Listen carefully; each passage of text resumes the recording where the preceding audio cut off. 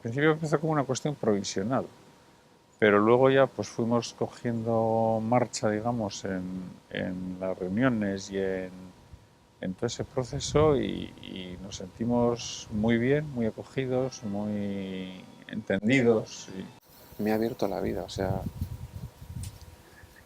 es que me está enseñando a conocerme a mí mismo,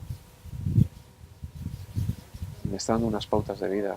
No somos quizás los únicos, ¿no? Eso digo que no somos los únicos en atender bien a la gente, en tener un rostro humano, en ser cercanos, acogedores, ¿no? Pero sí que ha sido una preocupación nuestra el garantizar eso, ¿no? El garantizarlo y cuidarlo, ¿no? Y cuidarlo.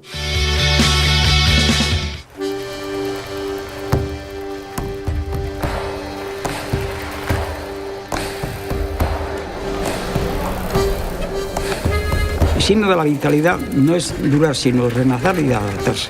Creo todo esto, nunca tuve nada. Austero por definición. Tenía una frase que repetía a menudo que dice que las necesidades unen.